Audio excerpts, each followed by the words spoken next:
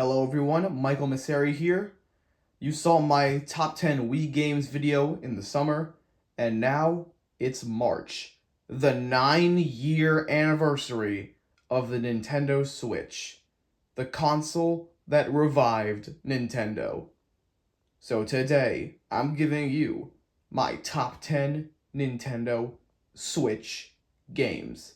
I've been waiting to do this list for years.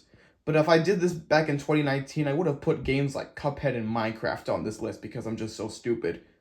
But now, I have 10 Switch original games that I love so much I'm going to talk about. Here we go. Top 10 Nintendo Switch games, baby! Coming in at number 10 is a game that you probably forgot about. Number 10 is Nintendo Labo. Created in 2018, there are technically 4 games in the series, but the best one is obviously the first one, Variety Kit, because it has a lot of variety. So we're going to go through all the Toy-Cons. First up is the car. It's supposed to vibrate and move, but since this was made in 2018, the legs are bent. And now we have the fishing rod. Just keep in mind that you're going to have to build these sets, so they take like maybe 2 to 3 hours per toy. But the fact that we're playing with cardboard is so insane. The fishing game is so much fun. Watch me catch a fish right here.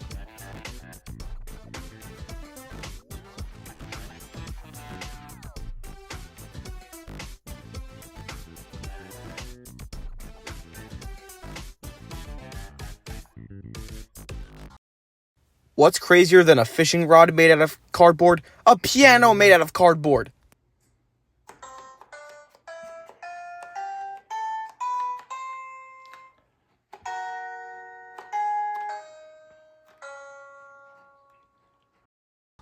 I did not build the house because honestly it's kind of lame, but out of all 5 Toy-Cons, the motorcycle is my favorite. Yeah, it's like an off-brand Mario Kart, but you can race on Grand Prix, there's a stadium mode where you have to race to get the most balloons, and you can even create your own racetracks. There's so much to do. And the craziest thing, you can use the motorcycle with Mario Kart 8 Deluxe! It's been 8 years, and I still can't believe that I'm playing Mario Kart on a piece of cardboard.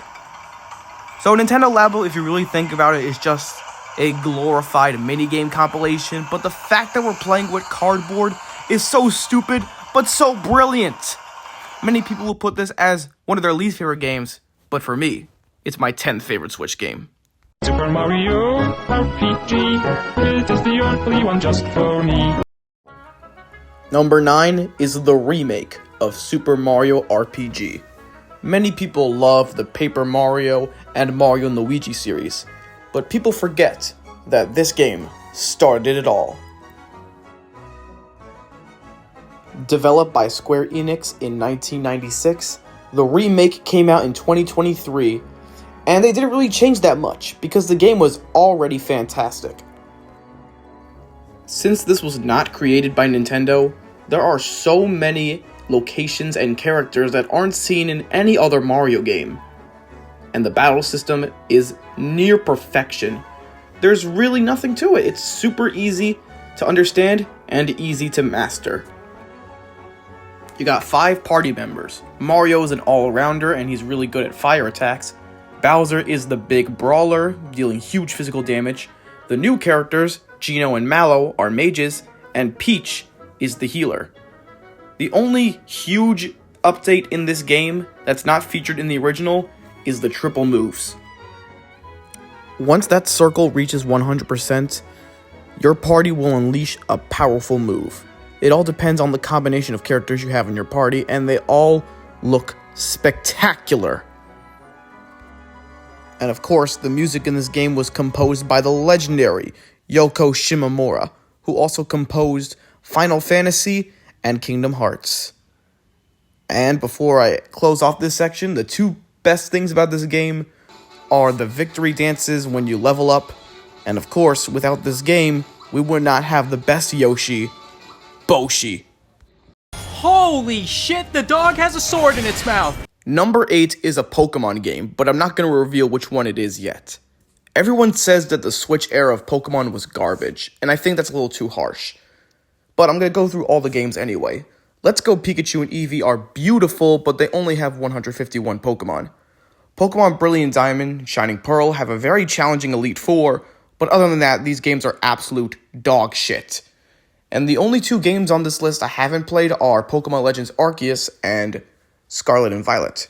Legends Arceus was a great step in the right direction, but there's no trainer battles, so what's the point? And I don't know a single person on this planet that actually enjoys Scarlet and Violet. They're trash. And I also really enjoyed Pokemon Legends ZA, but I have two problems with it. There was a few like bugs and the frame rate dropped every time I'd play it once in a while. And I refuse to buy the DLC because it's basically worth it. So with all that being said, in my opinion, the best Pokemon game on Nintendo Switch is number 8. Pokemon Sword and Shield. Ironically, this was the game that started the modern day Pokemon hate. Everyone was saying, oh, the game is so ugly and unfinished. And to me, this is the most complete Nintendo Switch Pokemon game. You got a beautiful region in Galar and 2 DLC areas, the Isle of Armor and the Crown Tundra. And a lot of people were bitching about the National Dex being cut, but 400 Pokemon is still a lot. Plus over 100 more in the DLC. I don't know what y'all complaining about. So now we can finally talk about the good parts about this game. I love that every gym battle and tournament battle feels like a grand sporting event with thousands of fans cheering on. It's so cool. And everyone complains about the battle animations, they're so bad, but mostly the signature moves look fantastic. Look at Dragapult's Dragon Darts. It's so cool.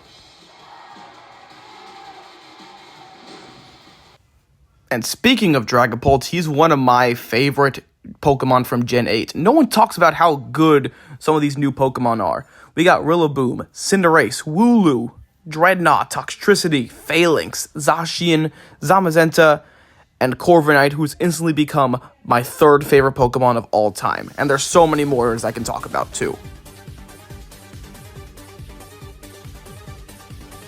Here's another awesome signature move, Calyrex's Astral Barrage.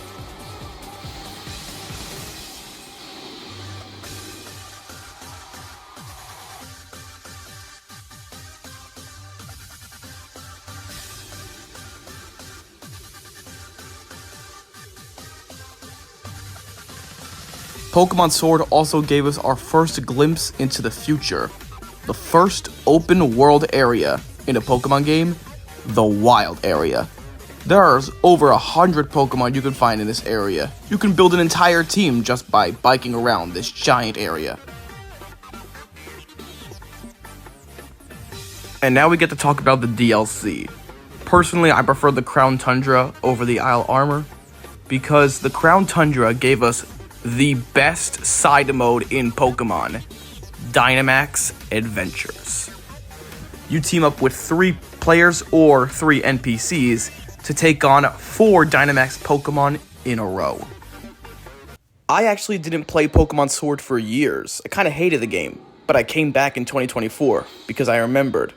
The last Pokemon of a Dynamax Adventure is always a legendary, with a 100% catch rate, and every Pokemon in Dynamax Adventures has a 1 in 300 chance to be shiny. I've caught 8 shiny Pokemon in this game, all from Dynamax Adventures, including my first ever shiny legendary, Articuno. Pokemon Sword and Shield is the most hated Pokemon game, but for me, it's my 8th favorite Switch game.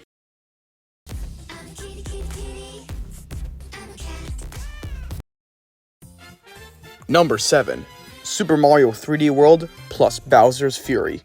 If you somehow haven't played 3D World, considering it was on 2 consoles, let me break it down for you. It's a 3D Mario game, but instead of collecting stars, you race to the end of the goal pole, just like any 2D game. The game is called Super Mario 3D World, but I refuse to play as Mario because you can play as Luigi, Peach, Toad, or Rosalina, each with their own abilities. And this game introduced one of the greatest power-ups of all time, the cat suit. You can scratch enemies, climb on walls, and do a dive attack. There's so many great levels in this game. Super Bell Hill, Hands-On Hall, Clear Pipe Cruise, Double Cherry Pass, Champions Road. I can go on and on and on. Maybe I should do a top 10 soon.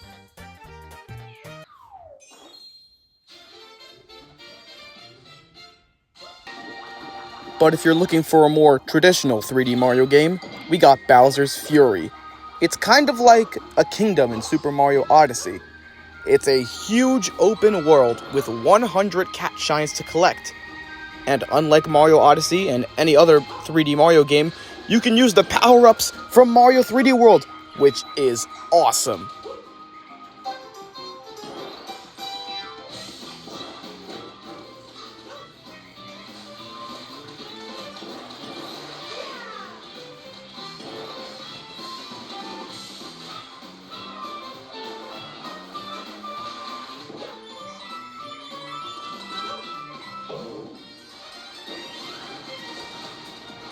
This is also the first game where Mario teams up with Bowser Jr.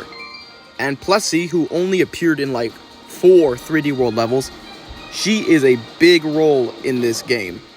She is basically your fast travel. You can travel across the entire lake riding on top of Plessie. So much fun.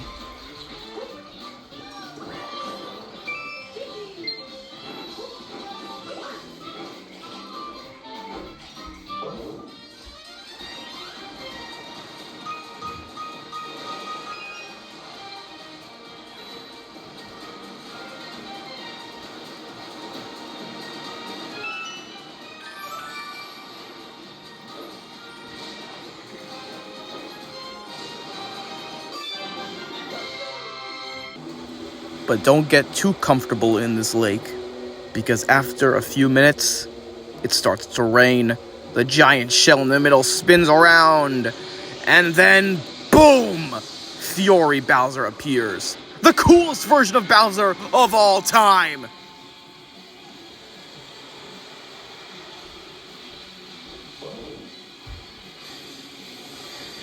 There's only 2 ways to get rid of this monster. You can either collect another cat shine, or become a monster yourself!